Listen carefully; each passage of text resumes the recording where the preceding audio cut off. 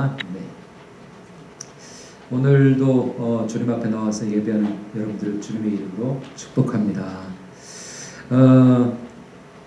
두 명의 암 수술 전문의가 있었습니다. 암 전문의 이 두 친구는 수술을 정말 잘했고요.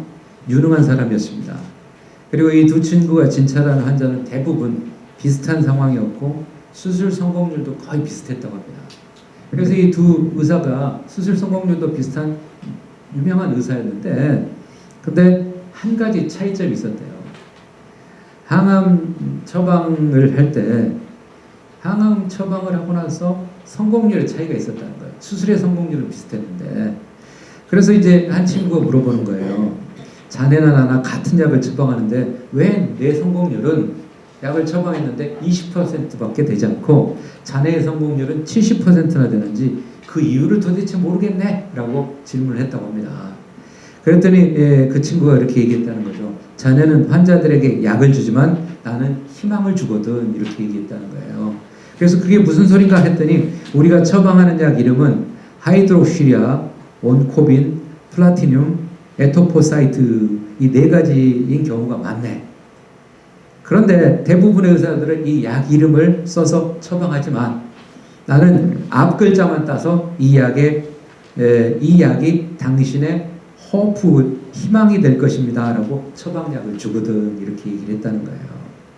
이 얘기는 영혼을 위한 닭고기 스프의 저자였던 잭 캔필드의 책에서 나오는 그 이야기입니다. 희망이 없는 사람은 절망하게 되고요, 절망의 결과는 죽음뿐입니다.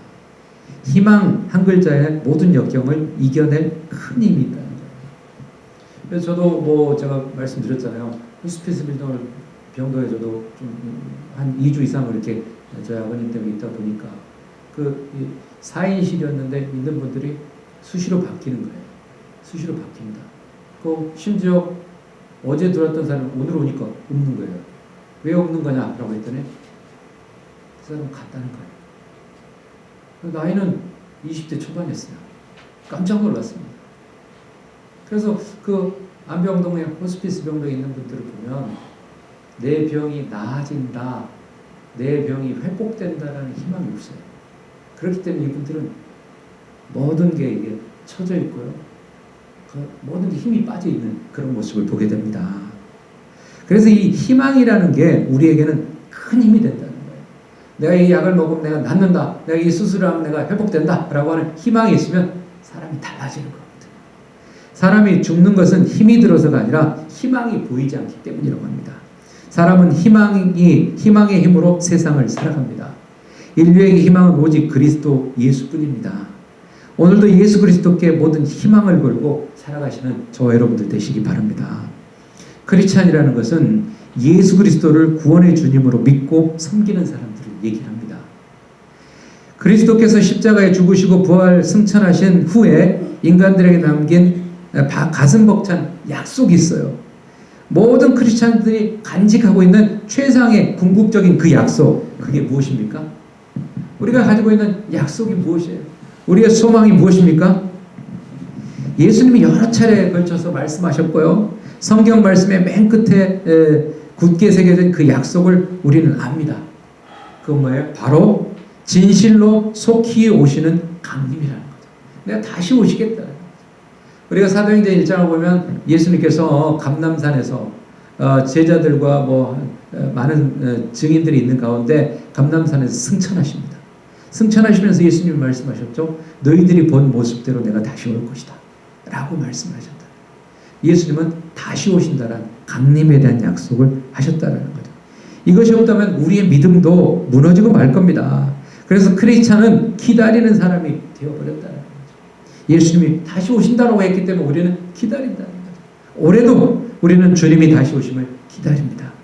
그래서 교회는 왕의 색깔인 보라색으로 갈아입고요, 기다림의 촛불 4개를 밝히는 전통이 있습니다. 그래서 대림절이라고 하는 것은 어드벤트라고 하는데 그리스도의 오심을 뜻하면서 그리스도의 강림을 기다리는 절기입니다. 그래서 이 절기는 보통 성탄절의 앞으로 4주 전부터 시작하는 게 바로 대림절입니다. 이 대림절에 사용하는 초는 보통 4개의 보라색의 초와 1개의 흰색의 초를 사용을 합니다. 보라색의 4개의 초는 주님의 대림이 점점 밝아오고 있다라는 것을 의미하고요. 흰색 초는 그리스도의 탄생을 상징하는 그런 의미를 담고 있습니다. 교회 역사 안에서 오랫동안 지켜온 대림절은 그리스도의 오심에 대한 순수한 대망의 뜻에서 기쁨으로 우리가 지키고 있는 게 바로 대림절입니다. 그래서 오늘이 그 대림절의 첫 번째 주일입니다. 이 절기를 우리는 어드벤트 대림절이라고 하는데요. 강림절이라고 부르기도 했지만 기다림의 뜻을 강조하기 위해서 기다릴 대자를 붙여서 대강림절, 대강림절이라고도 하고요. 대림절이라고도 이렇게 부릅니다. 그래서요, 대강절, 대림절 다 똑같은 말이에요. 기다릴 대자를 쓰고 있다는 거예요.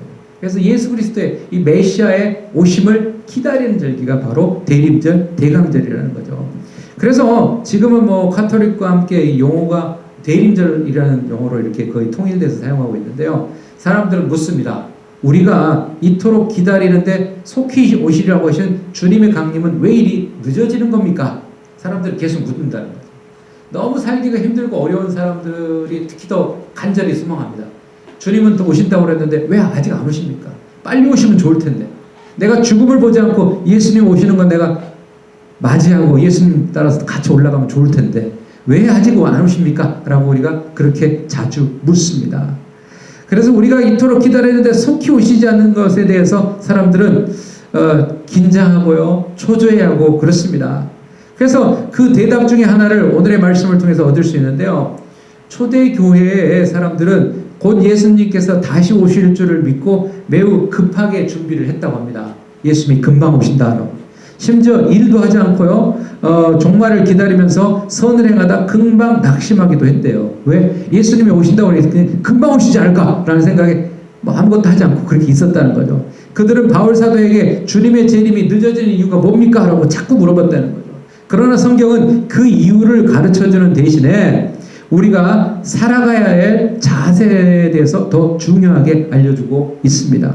우리가 어떤 자세로 살아가야 되는가라고 하는 것을 더 중요하게 가르쳐주고 있다는 거예요. 예수님이 강림하시면 세상의 모든 것은 끝나게 됩니다.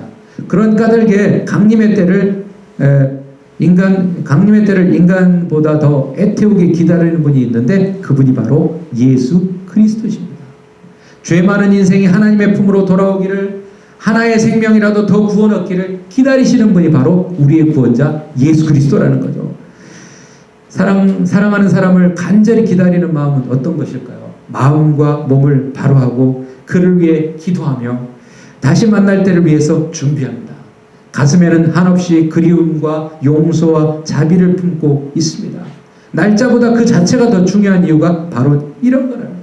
그래서 주님을 기다리는 대림절을 우리 크리스찬들은 그럼 어떻게 보내야 될까? 우리는 주님을 기다리는 크리스찬으로서 우리는 이 대림절을 어떻게 보내야 될까라고 하는 걸 크게 4가지로 우리 오늘 함께 살펴보도록 하겠습니다. 첫째, 대림절은 주님을 기다리는 기간입니다. 주님을 기다리는 기간이라는 거예요. 크리스찬은 주님을 기다리는 사람들입니다. 주님의 오심을 기다리던 대표적인 사람 중에 한 사람이 있는데 바로 다윗이라는 사람입니다. 그는 끈질기게 기도하면서 하나님의 임재를 기다렸습니다. 다윗이 쓴 시편 40편 1절을 보면 그래요. 그의 마음을 이렇게 표현합니다. 내가 여호와를 기다리고 기다렸더니. 다윗이 너무 여호와 하나님을 기다렸다는 거예요. 다윗은 여호와를 기다리고 기다렸더니 나의 부르짖음을 들으시고 기가 막힌 웅덩이와 수렁에서 끌어올려 주셨다라고 고백합니다. 이 고난에서 끌어올려 주셨다라는 거예요. 다윗은 이렇게 끈질기게 기다렸더니 그 구원이 이루어졌다라고 이렇게 노래합니다. 신앙의 기다림은 단순히 모든 것을 자포자기하고 가만히 앉아있는 것을 의미하지 않습니다. 하나님께서 분명하게 임재하실 것을 믿음으로 인내하며 기다려야 된다는 거죠. 그분이 오시면 모든 슬픔을 변하게 하시고 기쁨과 환희가 되게 하신다라는 것을 믿으면서 기다려야 된다는 겁니다. 그래서 기다리는 사람은 진심으로 기다려야 되고 끈질기게 기다려야 된다는 거죠. 우리가 성경에 또 기다림에 대한 본문을 잘 알고 있는 본문이 있어요. 누가복음 15장을 보면 있습니다. 누가복음 15장엔 아버지의 기다림이 있어요. 아버지의 재산이 많았던 것 같아요. 둘째 아들은 아버지께 어차피 줄 건데 지금 주세요. 그래서 재산 분할을 받습니다. 재산 분할을 받아가지고 자기가 어떤 비즈니스를 하고 어떤 원대한 꿈이 있고 계획이 있어가지고 그것을 활용하려고 하는 의미가 아니라 그거 받아서 잘 쓰겠다는 의미에 해외에 가서 펑펑 써버립니다. 그 얼마 못 가가지고 재산을 다 탕진해버려요. 다 탕진하고 나서 그 사람에게 어느 누구도 자기가 돈을 쓸 때는 주변에 친구들이 많고 아는 사람이 많았는데 자기 돈이 다 떨어져가지고 돈 빌리려고 하니까 어느 누구도 빌려주지 않아요. 그래서 이 사람이 어떻게 할 수가 없어서 남의 집 종이 돼가지고 돼지가 먹는 쥐염 열매를 먹으면서 그것으로 배를 채웠다는 거죠. 그러는 가운데 결국 나는 우리 아버지 집에 종이 많은데 그들은 이보다 더 나은 생활을 한다. 내가 아버지 아들이라는 걸 포기하고 아버지 집 가서 차라리 종 살아야 되겠다라는 생각에서 아버지 집으로 돌아갑니다. 누가복음 15장 20절에 이런 아버지가 이제 돌아오는 아들을 맞이하는 모습을 보여주고 있어요. 이에 일어나서 아버지께로 돌아가니라. 아직도 거리가 먼데 아버지가 그를 보고 측은히 여겨 달려가 목을 안고 입을 맞추니라고 얘기합니다. 얼마나 기다렸으면 멀리서 돌아오는 아들을 보고 아버지는 그렇게 달려갔을까요? 어떤 이유로 아버지가 그렇게 달려갔겠냐라는 거. 그 아버지는 아들이 아버지로부터 재산을 분할해서 해외로 멀리 갔을 때 그때부터도 그 아버지는 생각했을 거예요. 짐작했을 거예요. 그 아들 얼마 못 가서 다 탕진하고 돌아올 거다. 그거 알고 있었어요. 알고 있었지만 그 아들이 너무 원하기 때문에 그 재산을 분할을 해줬어요. 그리고 언제 돌아오나 라고 하면서 항상 아들이 돌아올 수 있는 그 길을 바라보며 기다렸던 그 아버지의 심정을 우리는 보게 됩니다. 우리도 그러잖아요. 이 세상에서 아들이나 딸이 태어나서 나중에 아들과 딸을 기르고 나서 우리는 우리의 존재가 자녀에서 부모로 바뀝니다. 자녀에서 부모로 바뀌는데 자녀와 부모 중에 누가 더 애를 태우겠냐? 누가 더 그들을 보기를 원하고 애를 태우느냐? 누가 그럴 것 같아요?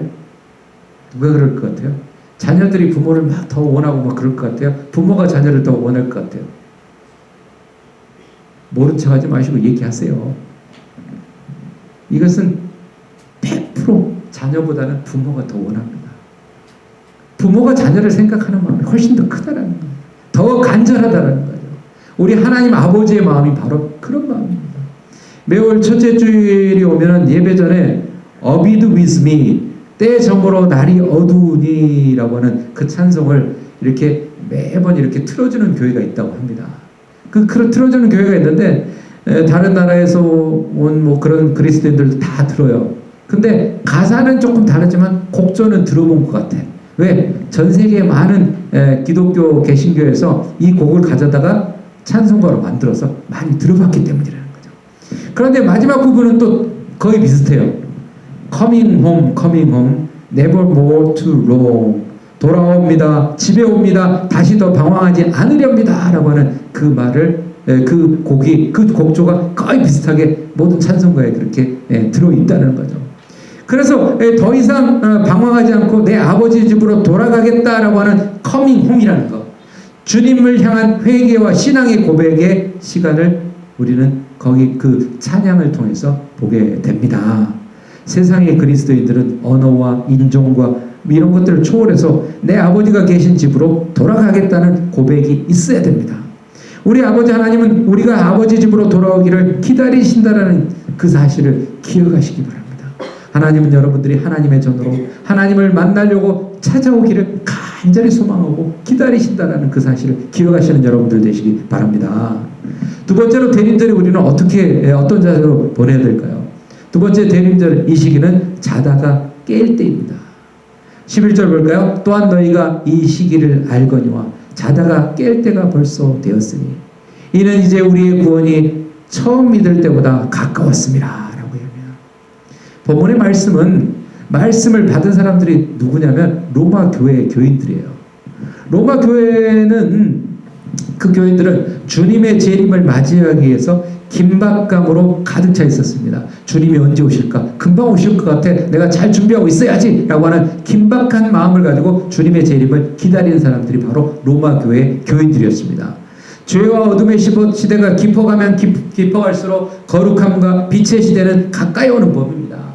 온 세계를 지배하는 로마 제국, 그러나 그곳에는 이미 방탕과 술 취함과 음란과 시기 같은 추한 일들이 사람들의 정신을 파괴시키고 있었습니다. 그런데 그 가운데서도 로마 교회에 교인들이 있었다는 거죠. 대부분의 사람들은 그 악함에 죄에 가득해 살았지만 그 가운데서도 진실하게 살려고 하는 로마 교인들은 분명히 있었다는 거죠. 예수 그리스도의 강림을 기다리며 믿음으로 굳게 서지 않으면 안 되겠다라는 그 긴장감이 로마 교회를 덮기 시작합니다. 사도 바울은 이 로마서를 쓸 때 아직 고린도에 머물고 있었습니다. 3차 전도여행에 지치고 건강도 나빠진 몸이지만 로마 교회를 생각하면서 사도 바울은 그곳을 방문하겠다는 그 계획을 더욱더 굳건히 하고 있을 때였습니다. 그래서 바울은 그리스도께서 다시 오실 강림의 말씀을 로마인들의 삶에 자극적으로 이렇게 보여주었습니다. 11절에 보면 또한 너희가 이 시기를 알거니와 자다가 깰 때가 벌써 되었으니 이는 이제 우리의 구원이 처음 믿을 때보다 가까웠음이라 라고 얘기합니다. 이 시대가 얼마나 위기의 때인지 너희가 이미 알고 있다는 것을 전제로 이렇게 말하고 있는 게 11절의 내용이라는 거예요. 제 이름을 기다리는 로마 교회의 교인들은 말할 것도 없고 로마의 수많은 시민과 노예 심지어 권력에 취해 있는 귀족 계급의 사람들까지도 종말을 향해 달려가는 시기가 왔다라는 것을 깨닫고 있었다는 거예요.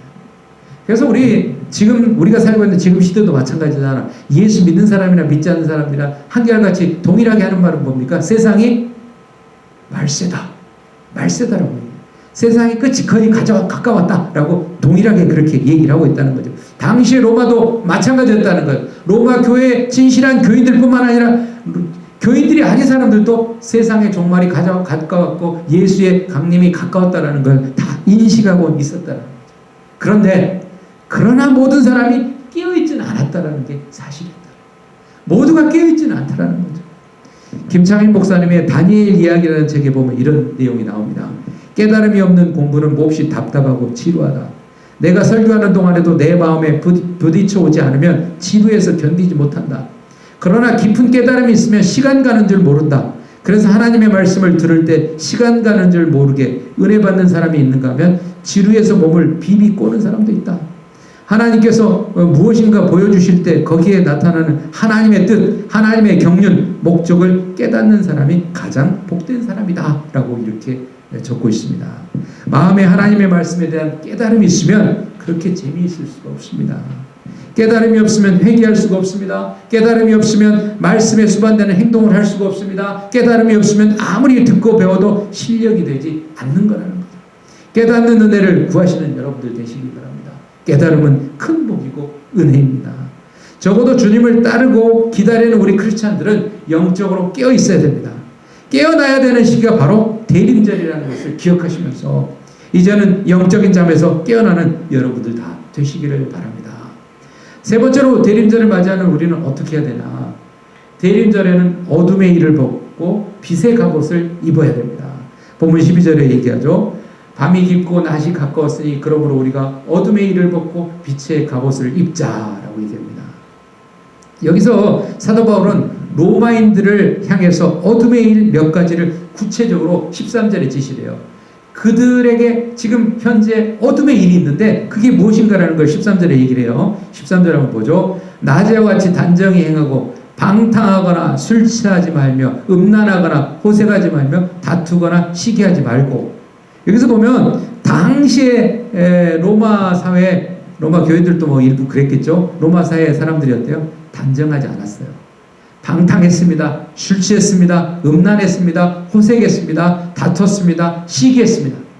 이 6가지 정도의 이들의 범죄가 있었다는 거죠. 이 범죄에 가득한 사회에 대해서 사도 바울은 얘기를 하는 거죠. 너희들 대림전에는 어둠의 일을 벗고 빛의 갑옷 입어야 된다. 빛의 갑옷을 입어야 된다. 라고 이렇게 얘기를 하고 있는 거예요. 방탕함과 술 취함은 사람이 이성을 잃고 떠들며 죄악으로 향해 가는 발걸음을 제지할 수 없게 되는 지경을 가리킵니다. 음란과 호색은 정절을 상실하고 부도덕한 유욕에 몸을 맡기는 죄를 의미합니다. 다투거나 시기하는 것은 사랑을 잃어버린 사람들이 하는 행동이라는 거죠. 증오가 솟아난 나머지 난폭한 행동을 하거나 악에 차서 은밀히 계획하는 그 범죄를 얘기합니다. 이 시기를 아는 지혜로운 사람들은 주님의 강림을 맞이하기 위해서 어둠의 죄악들을 벗어버리고 빛으로 나오게 된다는 겁니다. 이때 벗어버릴 것과 입어야 될 것이 있는데 벗어버릴 것은 어둠의 일이고요. 우리가 입어야 될 것은 빛의 갑옷이라는 거예요. 빛의 갑옷이라는 거죠. 그래서 빛은 어두운 죄악의 공격을 막는 구실을 하는 까닭에 든든한 갑옷으로 비유하고 있는 겁니다. 이 시기를 아는 그리스도인들은 빛의 갑옷을 입고 태양이 가득한 아침을 맞이하는 행복한 사람들이라는 거죠. 사도 바울이 이렇게 기록한 이 편지인 로마서의 의미는 그로부터 300년, 약 300년이 지난 이후에 히포의 성자였던 성 어거스틴의 회심과 관련된 구절로 더욱 새로워집니다.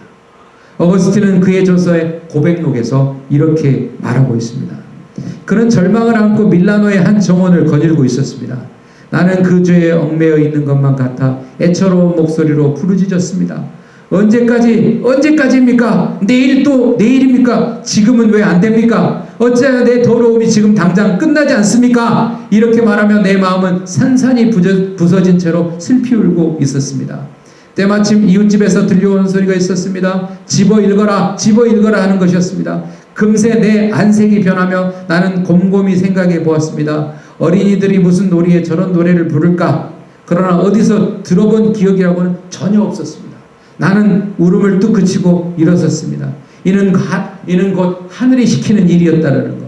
성경을 펴들자마자 첫눈에 띄는 대목을 읽으라는 것으로 단정했다. 나는 불이 났기에 친구 알리피우스가 앉아있는 자리로 돌아갔다. 거기에다가 사도 바울의 서신을 두고 온 까닭이었다. 집어들고 펴고 읽기 시작하자 첫눈에 들어오는 말씀이 이것이었습니다.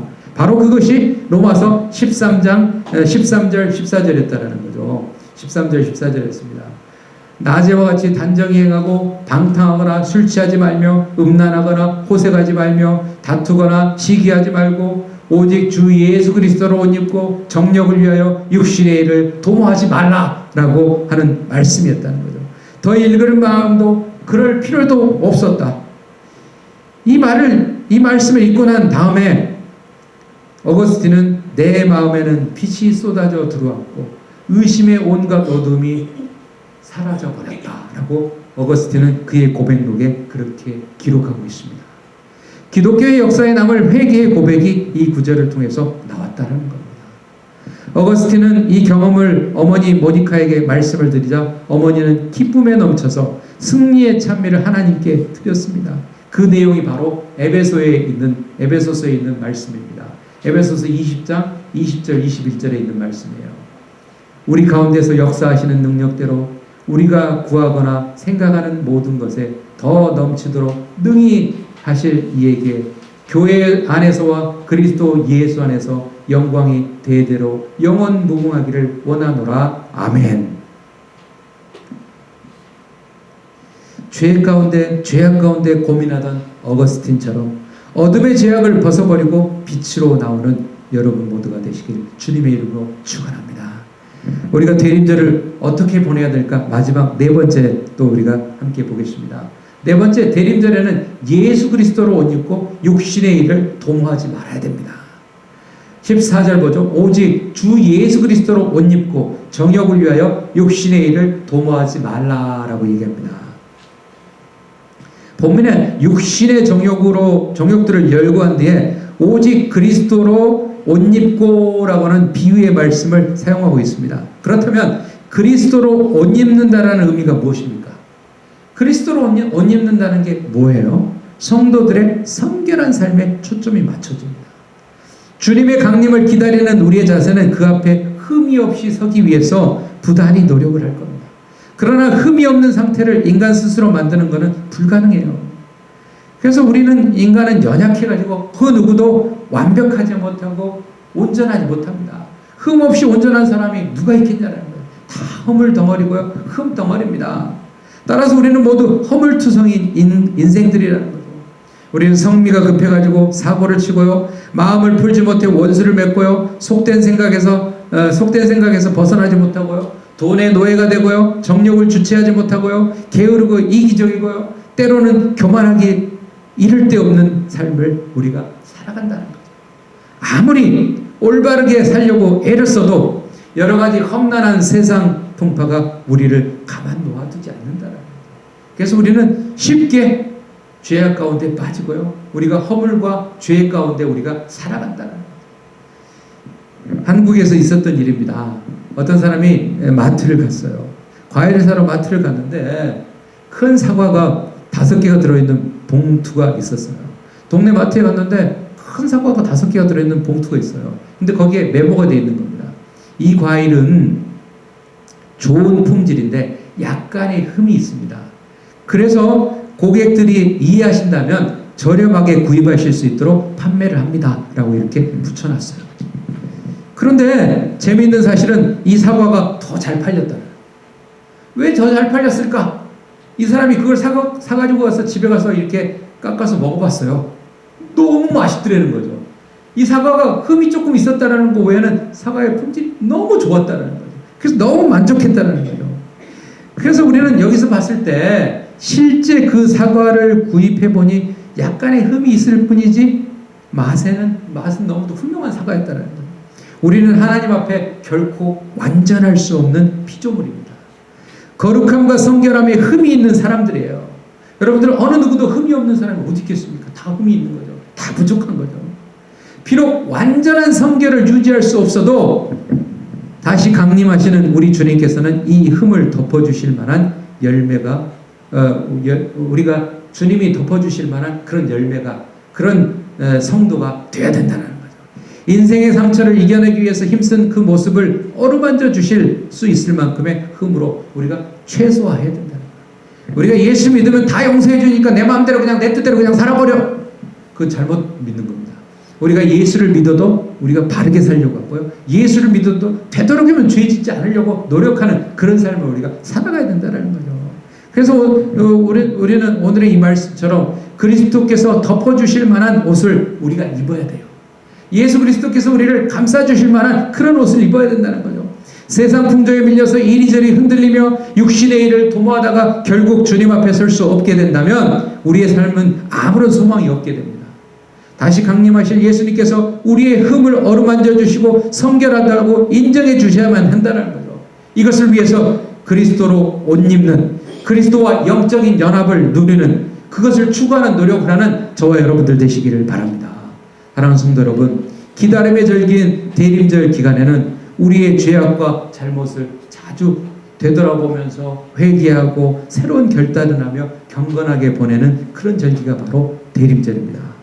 오늘 우리가 대림절을 통해서 기다린다는 것은 아기 예수로 탄생하신 사건을 기다리는 것이고, 오늘 우리에게 은혜로 다가오는 성령님을 기다리는 거고, 또한 재림의 날에 심판자로 오실 그리스도를 기억하는 것이고, 그 주님을 기다리는 절기가 바로 대림절이라는 겁니다. 오늘 말씀을 통해서 우리가 실천할 수 있는 기다림은 끈질긴 기다림입니다. 우리가 대림절 기간을 보내면서 우리가 끈질기게 주님의 임재를 기다리는 신앙이 되어야 된다는 거죠. 이 끈질김이라는 단어에는 끊어지지 않는다라는 의미가 포함되어 있습니다. 포기하지 않는다라는 의미가 있습니다. 끈질기다는 것은 바라는 그 소원이 이루어질 때까지 결코 포기하거나 끊어버리는 것이 아니라는 거예요. 따라서 신앙에서 끈질김은 하나님께서 약속하신 그 말씀이 반드시 성취될 때까지 결코 놓지 않는 것을 말하는 겁니다. 가끔은 그때가 너무 오랫동안 이루어지지 않을 때 지치기도 합니다. 주님 언제입니까? 단언하지 않을 수 없습니다. 때로는 실망하고 좌절할 수도 있습니다. 그렇지만 신앙은 끈질김입니다. 끈질긴 기다림입니다. 이 기다림 속에는 하나님께서 오셔서 행하시면 모든 문제가 해결될 수 있을 거라는 믿음이 전제되어 있다는 거예요. 이 믿음이 끈질기게 기다릴 수는 우리에게 힘을 갖게 한다는 것을 잊지 마시기 바랍니다. 그날이 가까웠다는 사실을 잊지 마시고 주님의 오심을 끈질기게 기다리는 가운데 영적인 깨달음과 빛의 갑옷을 입고 육신의 일을 도모하지 않는 여러분 모두가 되시길 주님의 이름으로 축원합니다. 기도하겠습니다. 거룩하신 하나님, 주님이 오실 대림절, 기다리는 이 절기에, 주님을 기다리는 기간에 우리는 자다가 깰 때라는 것을 기억하며 우리가 영적인 잠에서 깨어날 수 있게 도와주옵소서. 대림절은 어둠의 일을 벗고 빛의 갑옷을 입어야 되는 절기라는 걸 우리가 잊지 않게 도와주옵소서. 대림절에는 예수 그리스도로 옷 입고 육신의 일을 도모하지 않는 그 기간이라는 걸 우리가 기억하면서 하나님 끈질기게 그 믿음 안에서 우리 주님을 기다리는 우리 모두가 되게 도와주시고, 영적으로 또 삶에서도 우리가 깨끗한 그런 삶을 살아가는 우리 모두가 되게 도와주옵소서. 예수 그리스도의 이름 받들어 간절히 기도하옵나이다. 아멘.